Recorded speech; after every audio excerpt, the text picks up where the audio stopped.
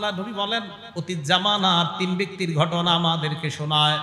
নবীজি বলেন অতীত জামানায় তিন ব্যক্তি রাতের বেলা বের হয়, বের হওয়ার পর হাঁটতে হাঁটতে রাত গভীর হয়ে গেছে। তারা তিনজন চিন্তা করলো কি করা যায়, এত রাত বাসায় যাওয়া সম্ভব না, কোথাও আমরা রাতটা কাটাই, কাটানোর পর সকালবেলা আমরা বাসায় দিয়ে রওনা করব। যে নিয়ত ফাআউল মাবিতা ইলা গারিন ফাদাখালুহু, একটা গুহার মধ্যে তারা ঢুকছে রাত কাটানোর জন্য। গুহায় ঢুকার পর তাদের নিয়ত আজকে গুহার মধ্যে রাতের ঘুমায় আমরা কাটায়া দিব, সকালবেলা আবার বাসায় রওনা করব। গুহায় ঢুকছে, ফানহাদারাত সাখরাতুম মিনাল জাবাল, পাহাড় থেকে একটা পাথর আসছে, আসার পর ওই গুহার মুখে এসে বসছে। ফাসাদ্দাত আলাইহিমুল গার, পুরা গুহার মুখটা পাথর বন্ধ করে দিছে, পুরা গুহার মুখে পাথর। বেশি সময় স্থায়ী হয়ে গেলে মারা যাবে, অক্সিজেন যাবে না, খানা টানা তো কিচ্ছুই নেই, কেউ জানবে না, মারা যাবে। এই তিনজনে চিন্তা করতেছে ইন্না লিল্লাহ, এখন কি হবে। ফাকালু, তিনজন পরামর্শে বসছে। এটা মন দিয়ে শুনেন, আপনাদের সারা জীবনের জন্য, নিজেরা হয়তো শুনছেন কিন্তু আজকে এটা আমলের, প্রত্যেক দিনই আমলটা করতে পারেন। তারা তিনজন যে কথাটা বলছে এটা আমার আর আপনারও কথা হবে আজকে থেকে। তিনজনে বলতেছে লা ইউনজিকুম মিন হাদিহিস সাখরা ইল্লা আন তাদউল্লাহ বিসালিহি আমালিকুম, এই পাথর নামক বিপদ থেকে কোনো জিনিস আমাদেরকে উদ্ধার করতে পারবে না, একমাত্র আমাদের জীবনের খাঁটি কোনো আমল দিয়ে যদি আল্লাহর কাছে দোয়া করতে পারি, ওই দোয়ার বদৌলতে আশা করা যায় এই পাথর আল্লাহ সরায়া দিবেন। তাহলে আপনারা জীবনে ভালো কিছু কাজ করছেন আসি নিশ্চিত, তো মাঝে মাঝে আল্লাহরে বলবেন, আল্লাহ ওই দিন ওই কাজটা আমি তোমারে খুশি করার জন্য যদি কইরা থাকি, তো মাবুদ আমার এই আশাটা তুমি পুরা করো, এইভাবে বলা।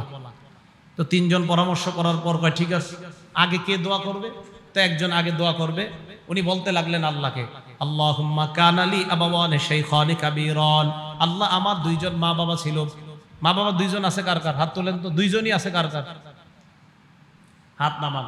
একজন আছে কার? মা অথবা বাবা? হ্যাঁ, একজন। হ্যাঁ, আচ্ছা, আমরা তো একটু কপাল খারাপ যারা আমাদের একজন, আর যাদের দুইজন আছে আপনাদের কপাল অনেক ভালো, এখনো ভাগ্য অনেক ভালো। হ্যাঁ, এজন্য ওনারা থাকতেই জান্নাত কামাই করে নেন, ওনারা থাকতেই জান্নাত কামাই করে নেন, চলে গেলে কিন্তু আর পাবেন না সুযোগ। একদম বুঝে আসবে, বিশ্বাস করেন, থাকতে বুঝে আসবে না, চলে গেলে বুঝে আসবে, সত্যি কথা। রাসূল আকরাম সাল্লাল্লাহু আলাইহি সাল্লাম বলেন, ওই ব্যক্তি বলতে লাগলেন, আল্লাহুম্মা কানালি আবাওয়ানে শাইখানে কাবীরান, মাবুদ আমার মা বাবা বৃদ্ধ বৃদ্ধা, তিন ভাই ঢাকা শহরে থাকে, তিন ভাইয়ের মধ্যে এক ভাইয়ের কাছে মা বাবা থাকে, বাকি দুইজনের কাছে থাকে না। ওই দুইজনের বিবি আর ওই দুইজন চিন্তা করে বাঁচাইছে আল্লাহ, আব্বা আম্মাটারে ওইটার সাথে দিয়ে দিস, আমগো দুইজনরে আল্লাহ বাঁচাইছে। না না, আপনাদের দুইজনকে আল্লাহ ঠকাইছে, বাঁচায় নাই। আপনাদের এই মানসিকতা যে আমগো দুইজনের সাথে আব্বা আম্মা নাই, ওটার সাথে আছে, কামরাঙ্গীচর বাসা ভাড়া নিয়ে থাকে ওইটা, আমরা দুইজন লালবাগ আছি, আল্লাহ বাঁচাইছে রে, আব্বা আম্মা ওখানে আছে, ওষুধপাতি যা আছে ওর কাঁধে দিছে, ওর কাঁধে দেন নাই, ওরে আপনারা জান্নাতে যাওয়া সহজ করে দিয়েছিল। আপনারা জিতে যান নাই, হেরে গেছেন, সত্যি কথা। তো বলতেছে আল্লাহ আমার আব্বা আম্মা দুইজন আছে, কুনতুলা আগবিকু ক্বাবলাহুমা আহলান আও মালা, আল্লাহ আমি প্রতিদিন দুধ দহন করতাম, করার পর আব্বা আম্মার আগে আমি আমার পরিবারের কাউকে দুধ দিতাম না, দাস দাসী কেউ দিতাম না, বাসায় আনার পর আগে আব্বা আম্মারে খাওয়াইতাম, এরপর অন্যদেরকে দিতাম। এই কথা বলার পর আল্লাহকে বলতে লাগলেন, ফানা আবি ফি তলাবি শাইইন ইয়াওমা, একদিন আমি একটা প্রয়োজনে অনেক দূরে চলে যাই, যাওয়ার পর ফালাম উরিহ আলাইহিমা হাত্তা নামা, আসতে আসতে দেরি হয়ে যায়, রাতের বেলা এসে দেখি আব্বা আম্মা ঘুমায় গেছে। আমি দুধ দহন করলাম, হালাবতুলাহুমা গবুকহুমা, মা বাবার জন্য দুধ দহন করার পর তাদের কাছে আসলাম, ওয়াজাতুহুমা নাইমাইন, আসার পর দেখলাম তারা ঘুমায়। কারিহতু আন আগবিকা ক্বাবলাহুমা আহলান আও মালা, আমি আমার আব্বা আম্মার পূর্বে পরিবারের কাউকে দুধ দেওয়াটা অপছন্দ করলাম। আমি চিন্তা করলাম কি করা যায়, ফালাবিস্তু ওয়াল কদাহু আলা ইয়াদাইয়া আনতাজিরু ইস্তিকাযিহিমা, আমি সারা রাত মা বাবার সামনে দাঁড়ায় রইলাম, জাগ্রত হওয়ার অপেক্ষায় দুধের পেয়ালা আমার হাতের মধ্যে রাখলাম, দুই হাতের মধ্যে পেয়ালা নিয়ে আমি দাঁড়িয়ে রইলাম। হাত্তা বারাকাল ফাজরু, ফজরের সময় যখন হয়ে যায় আব্বা আম্মা জাগ্রত হওয়ার পর সারিবা গবু কহুমা, আমার আব্বা আম্মা আমার থেকে দুধ নিয়ে দুধ পান করেছে। মাবুদ সারা রাত মা বাবার জন্য দাঁড়ায় ছিলাম। ইন কুনতু ফাআলতু যালিকা ইবতিগা ওয়াজহিক, আমি যদি এই কর্মটা তোমাকে খুশি করার জন্য করে থাকি আল্লাহ, ফাফাররিজ আন্না মিন হাদিহি সখরাতি মা নাহনু ফিহি, আমাদের এই গুহার মুখ থেকে তুমি পাথর সরায়া দাও। আল্লাহ নবী বলেন, এই দোয়া করার সাথে সাথে তিনজন গুহার মুখের দিকে তাকায়, তাকায় দেখে আস্তে আস্তে গুহার মুখ থেকে পাথরটা সরে যায়। নবীজি বলেন হালকা সরছে, লা ইস্তাতিউনাল খুরুজ, বের হতে পারে না, এতটুকু সরছে মানে ফাঁকা হয়েছে, একটু বাতাস টাতাস আসে, কিন্তু বের হতে পারবে না। এবার দ্বিতীয় জন দোয়া করতে লাগলেন, উনি বলতে লাগলেন আল্লাহুম্মা কানাতলি বিনতু আম, আল্লাহ আমার একটা চাচাতো বোন ছিল, কানাত আহাব্বান নাসি ইলাইয়া, এই বোনটা অনেক সুন্দরী ছিল, আমার কাছে খুব প্রিয় ছিল, তো ফারাদতুহা আন নাফসিহা, আমি তার সাথে অপকর্ম করতে চাইলাম। নাউজুবিল্লাহ বলেন, আবার বলেন নাউজুবিল্লাহ। আমার একটা চাচাতো বোন ছিল এরকম, তো বলতেছে ফামতানাত মিন্নি, আমি আমার বোনটাকে বললাম তুমি আমার সাথে, অনেক ছোট ছোট বাচ্চারা আছে আপনারা বুঝে নেন, তো যাই হোক এই প্রস্তাব দেওয়ার পর তখন আমার বোনটা রাজি হলো না। হাত্তা আলাম্মাত বিহা সানাতুম মিনাস সিনিনা, একবার কি হলো, 1 বছর দেশে দুর্ভিক্ষ লাগলো, এই দুর্ভিক্ষের কারণে আমার বোনের উপরে গজব লাগছে, মানে অভাব অনটন দেখা দিছে, টাকা পয়সার অভাব লাগছে। ফাজাআতনি, আমার কাছে আসছে, আয়েশা কয় আমার কিছু টাকা পয়সা দিয়ে সাহায্য করো। ফাআতাইতুহা 20 ওয়া 100 দিনার, আমি তাকে 120 দিনার স্বর্ণ মুদ্রা দিলাম। আলা আন তুখাল্লিয়া বাইনি ওয়া বাইনা নাফসিহা, এই শর্তে আমার সাথে ওই কর্মটা করতে রাজি হতে হবে। বলেন নাউজুবিল্লাহ। ফাফালাত, সে রাজি হয়ে গেছে। রাজি হওয়ার পর হাত্তা ইযা কদারতু আলাইহা, আমি যখন পরিপূর্ণ সুযোগ গ্রহণ করলাম, করার পর আমি যখন তার সাথে এই অন্যায় কর্মটা করব, বোনটা আমার দিকে তাকায় কয় লা উহিল্লু লাকা হাত্তা তাফুদ্দাল খাতামা ইল্লা বিহাক্কি, আমার মোহর ভাঙ্গার অনুমতি আমি তোমাকে দিতে পারি না, তোমার জন্য বৈধ মনে করি না, তুমি চাইলেই অপকর্মটা করতে পারো, তবে আমার মোহর আছে একটা, ওই মোহর আনা দিয়ে কোনো পুরুষ এখনো আমাকে বৈধ করে নাই, তুমিও বৈধ করো নাই, তুমি যদি মোহর আনা পরিশোধ করে বৈধ করতে পারো তাহলে এটা হবে বৈধতার শুরুত, অবৈধভাবে আমি তোমার জন্য এই কর্মটা অন্যায় মনে করতেছি। ওই ব্যক্তি বলেন ফাতাহাররাজতু মিনাল বুকুই আলাইহা, আমার বোন এটা বলার পর আমার মাঝে তোমার ভয় সৃষ্টি হয়ে যায়, আমি এই অন্যায় কর্মটা করা, তার সাথে করাটা গুনাহ মনে করলাম। ফানসরাফতু আনহা, সেখান থেকে আমি ফিরে গেলাম। ওয়া তারাকতুল্লাযী, আমি যে স্বর্ণ আমার বোনকে দিয়েছিলাম এটাও বললাম, অপকর্মের তো প্রশ্ন আসে না, 120 দিনার স্বর্ণ তোমাকে দিয়েছিলাম, এটাও আমাকে ফেরত দিতে হবে না। আল্লাহ, আমি যদি তোমাকে খুশি করার জন্য সেদিন এই অন্যায় কর্ম থেকে ফিরে আসি আর এই টাকাগুলা মাফ করে দিছি, মাবুদ যদি তোমাকে খুশি করার জন্য হয়ে থাকে আমাদের এই গুহার মুখ থেকে তুমি পাথর সরায়া দাও।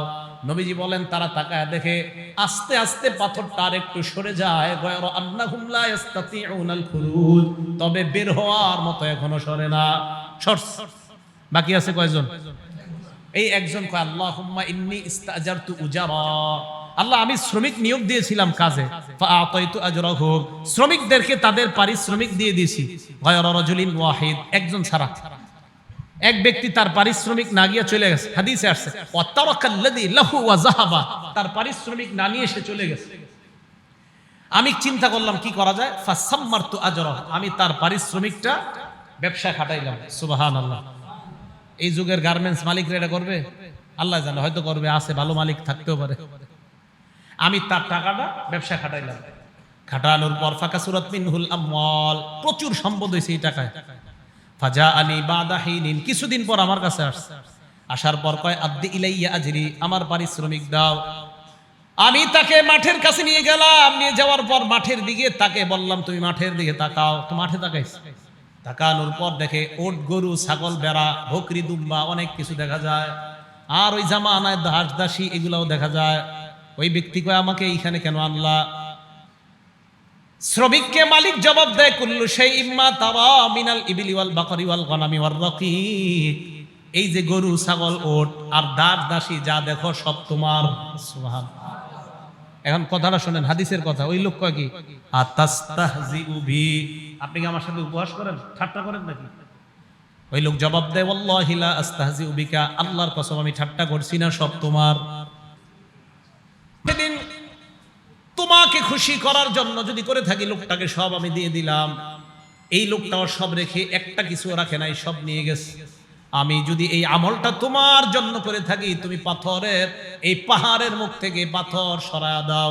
নবীজি বলেন তারা তাকায় দেখে পাহাড়ের ওই গুহার মুখ থেকে পাথর পরিপূর্ণভাবে সরে যায়। খরজুয়ামশুনা, বের হয়ে তারা হাঁটতে লাগলেন।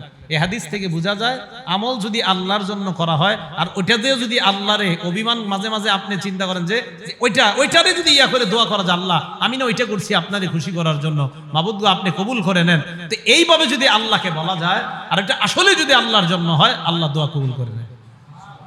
কথা কি বুঝে আসছে সবার? আরেকটা হাদিস শোনাই, তিরমিজি শরীফের 2325 নাম্বার হাদিস, 2325 নাম্বার হাদিস। এই হাদিসটা মুখস্থ করতে হবে সবার। কি করতে হবে? বলে না কি করতে হবে?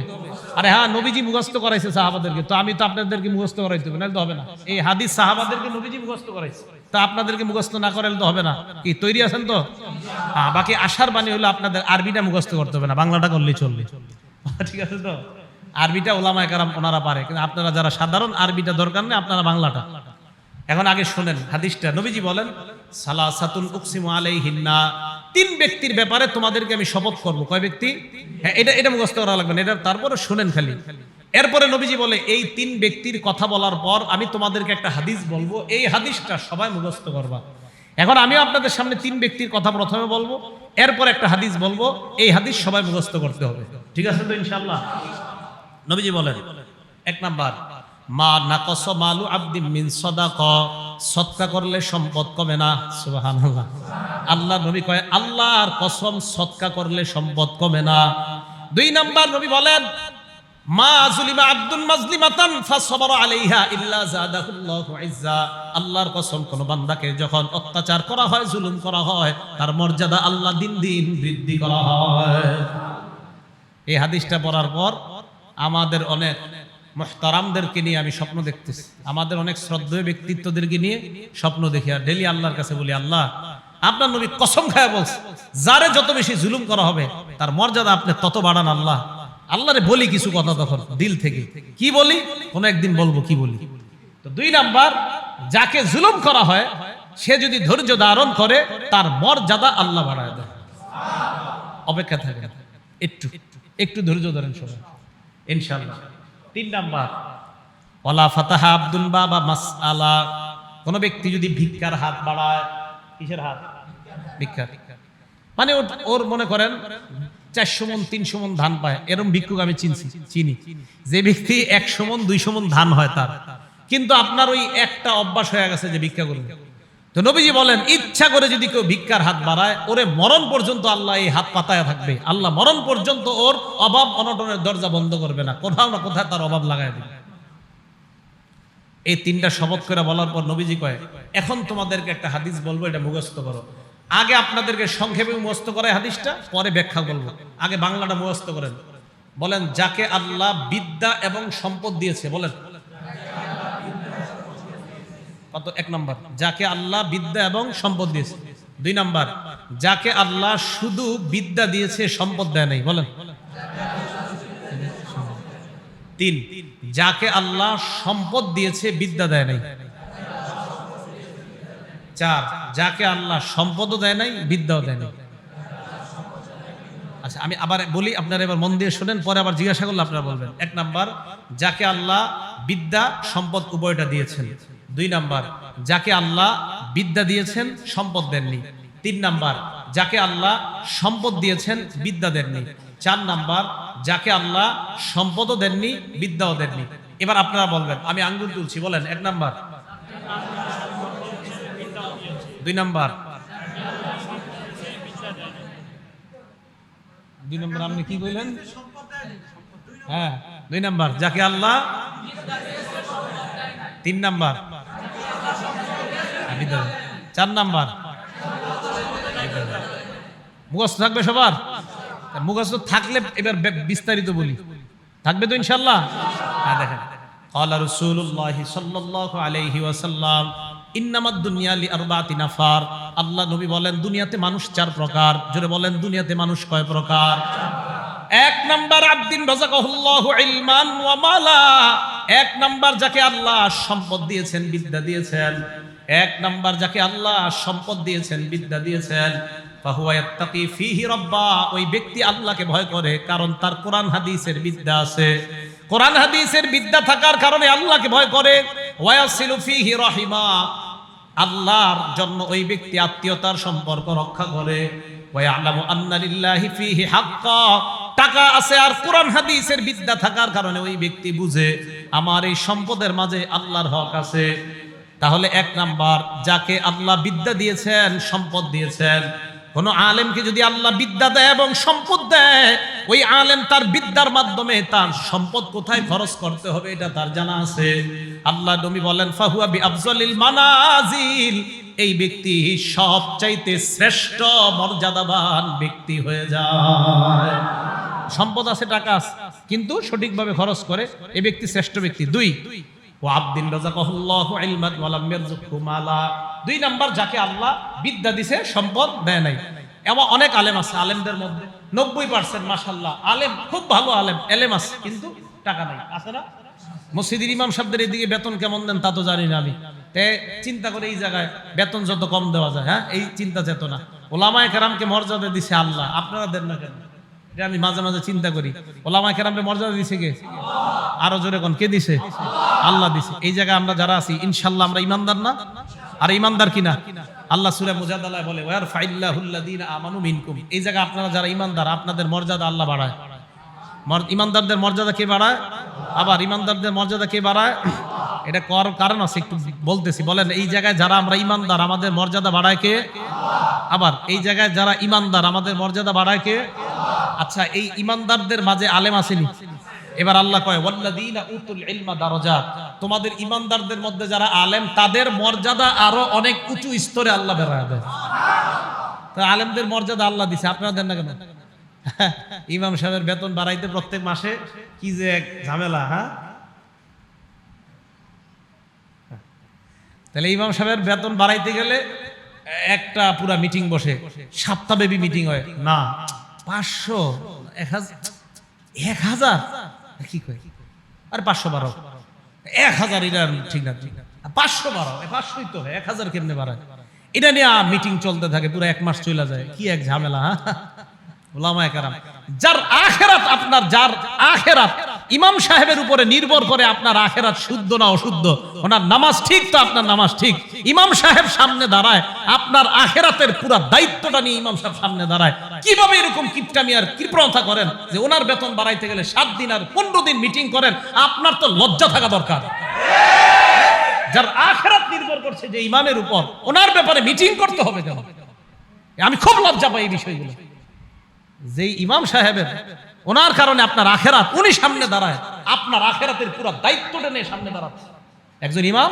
হ্যাঁ, আপনি জানেন আমি সামনে সাধারণত ভয়ে দাঁড়াইতে চাই না, সামনে যে দাঁড়াই না কেন, পিছনে হাজার হাজার মানুষের দায়িত্ব এটা। কিন্তু আমি মাঝে মাঝে ইমামদেরকে নিয়ে চিন্তা করি, একজন ইমাম কতগুলা মানুষের আখিরাতের দায়িত্ব নিয়ে সামনে দাঁড়ায়।